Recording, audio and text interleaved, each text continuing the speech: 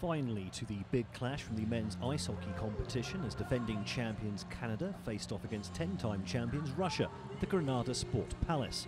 At stake, top spot in Group B, both teams coming into the match having won their opening 2 matches.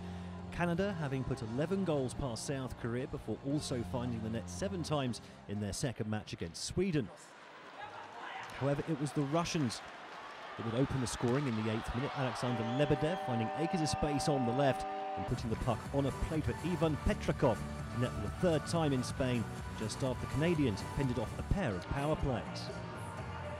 The Canucks swiftly trying to get back on level terms though. Levko Koper with the shot, but unable to get the better of the goaltender. The 13th minute, unlucky for some in this case, the defending champions. Artem Fedorov allowing too much time and space behind the net, making it all too easy to pick out the on-rushing Rushan Rafikov to make it 2-0 with his first goal of the competition.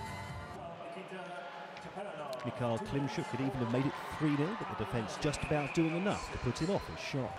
Into the second period then, and the Canadians finally got a much-needed foothold in the match. Cruz Redick coming in from the right and reducing the deficit to 2-1.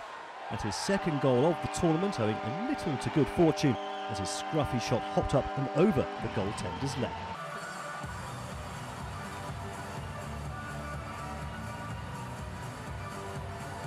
The Canadians with their tails up now and getting back on level terms as Jordan Rowley's shot was allowed to break loose too close to the net, with Fiddler somehow playing the puck into the goal off the back of the goaltender.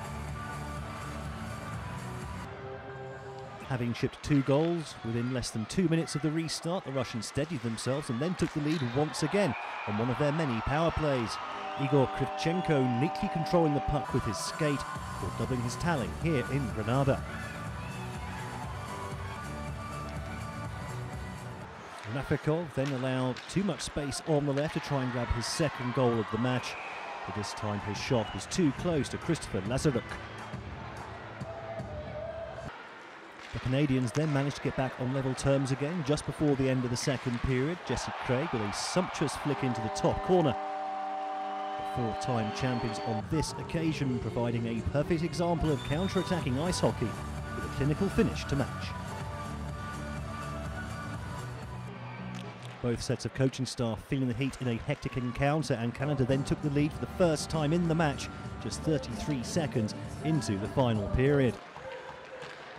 Craig with a fierce slap shot from distance, the puck ploughing through a crowd of players and into the net, with perhaps a small deflection off Nikita Cherepanov, the goaltender unsighted for that one. 4-3 became 5-3 5 minutes later. Rowley with the puck by the boards on the right and finding Fiddler in acres of space out on the left. The 24-year-old with another fierce finish for his second goal of the game, putting the Canadians into a 5-3 lead that they would never relinquish. The game degenerating into a flurry of penalties late on, the Canadian defence now resolute as they close down to win over their fiercest of rivals. 5-3 the final score then, the Canadian defence largely to thank really after only allowing 1 goal from 14 minutes of Russian power plays. The Russians also leading the shot count in every period bar the second, taking that stat overall 33-25. That's enough then to see Canada top of the group with a potentially easier route to the final, while Russia may need to progress via the playoffs. I don't know, I think we were tiptoeing around a little bit. We talked about it in the room between intermissions and said we weren't really playing our game, and we kind of came out with a little bit more purpose. I think we kind of felt him out a little bit in the first period. Lazar kept us in there. First, props to him. He played an unbelievable game. We wouldn't have had a chance if it wasn't for him in the first, so heads up to him, and I think we just lit a fire under our ass after the first period. We realized what kind of game we were in. They can play, but I think we responded well. The biggest thing is tracking the puck, and Russia does a great job at filling lanes and putting bodies in front of the net. The biggest thing is just tracking the puck, keeping everything to the outside, and credit to our D-men, they did a hell of a job, clearing the pucks in front of the net and clearing bodies.